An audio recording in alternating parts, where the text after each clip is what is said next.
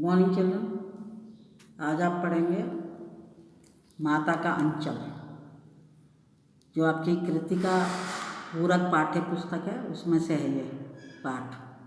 कृतिका माता का अंचल, इसके लेखक है शिवपूजन सहाय, और अंचल का मतलब होता है गोद, माता की गोद। ये है आपका आज का पाठ। तो जो लेखक है उसने अपने बारे में, अपने बचपन के जितने भी क्रियाकलाप को, जो भी शैतानियाँ की, कुछ भी किया, उन सब के बारे में इस पाठ में जिक्र किया है। और हर बच्चा जब छोटा होता है तो न जाने कितनी तरह की गतिविधियाँ होती हैं, कितने तरह के क्रियाकलाप करता है वो बचपन में। उन सब बातों का जिक्र लेखक ने अपने बचपन का जिक्र किया है इस पाठ में। लेखक ने माता का अंचल पाठ में शैशव काल के क्रियाकलापों को रेखांकित किया है। शैशव काल माने बचपन के जितने भी क्रियाकलाप हैं उनको बताया है, जिसमें माता पिता के स्नेह और शिशु मंडली द्वारा, मतलब बच्चों की पूरी पलटन भी होती है साथ में, तो शिशु मंडली द्वारा मिलजुल कर खेले जाने वाले खेलों का भी वर्णन किया है।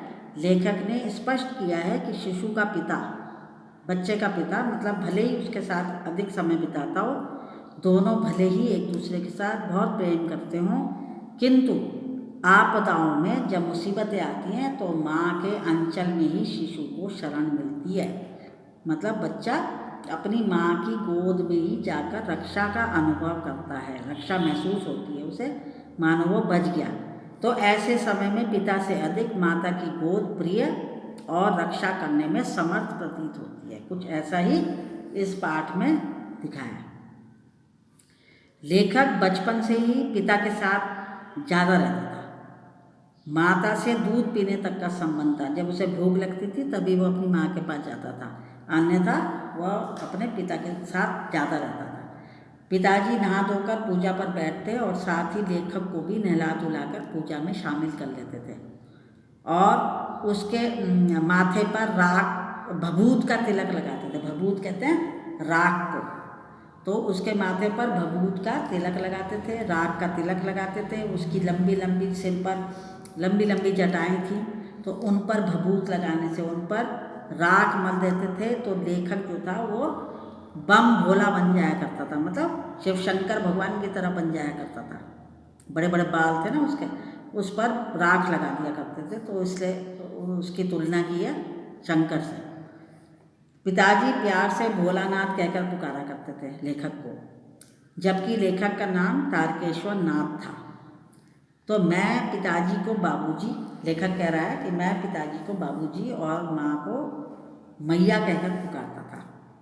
पिताजी रामायण का पाठ करते थे तो मैं उनके पास बैठा आईने में अपना मुंह निहारा करता था, अपना शक्ल देखता रहता था। पिताजी के देखने पर शर्माकर आईना नीचे रख देता था, और ये देखकर पिताजी मुझे देखकर, ऐसा करते हुए देखकर मुझे मुस्कुरा देते थे। पिताजी पूजा पाठ के बाद अपनी रामनामा बही में, कोई उन्होंने बना रखा होगा अपनी कॉपी, उसमें वे रामनामा बही था उनका, उसमें राम नाम, राम राम लिखते थे। उसके बाद वे क्या करते थे, कागज़ के छोटे छोटे टुकड़ों पर राम नाम लिखकर और उन्हें आटे की गोलियों में लपेटकर गंगा पर जाकर आटे की एक एक गोली फेंककर मछलियों को खिलाते थे। तो ये उनकी दिनचर्या थी, मतलब रोज़ ऐसा करते थे वे। उस समय मैं उनके कंधे पर बैठा होता था, तो पिताजी का गोली फेंकना देखकर मैं हंसा करता था। गंगा से जब लौटते थे तो पिताजी रास्ते में झुके हुए पेड़ों की डालों पर बिठाकर मुझे झूला झुलाते थे। कभी कभी हमसे कुश्ती लड़ते थे और खुद नीचे गिर जाते थे। तो मैं जो था, मैं उनकी छाती पर चढ़कर उनकी मूछें उखाड़ने लगता था। वे मूछें छुड़ाकर हंसते हुए मुझे चूम लेते थे, मुझे प्यार करते थे। उसके बाद पिताजी जो है मुझे गोरस और भात को फूल के कटोरे में सान कर खिलाते थे। गोरस कहते हैं गाय का दूध, और भात माने चावल, और फूल का मतलब फूल नहीं है जो कमल का फूल या गेंदे का फूल। फूल एक प्रकार का धातु है, उसका धातु होता है जिसके बर्तन में, उसके कटोरे में सान कर माने मिलाकर दूध को और चावल को मिलाकर फूल के कटोरे में मिलाकर मुझे खिलाते थे। माँ और खिलाने की हट करती थी, माँ कहती थी और खिलाओ, अभी इसने कम खाया।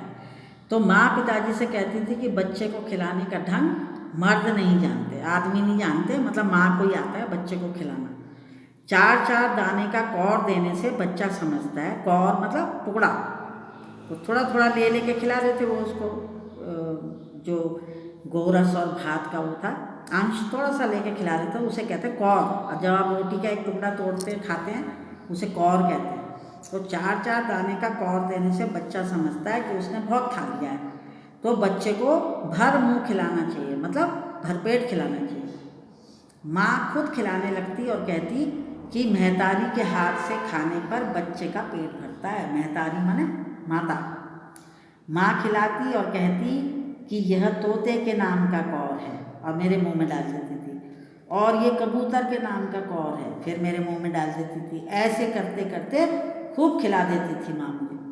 तब पिताजी खेलने के लिए कहते और हम खेलने के लिए निकल जाते।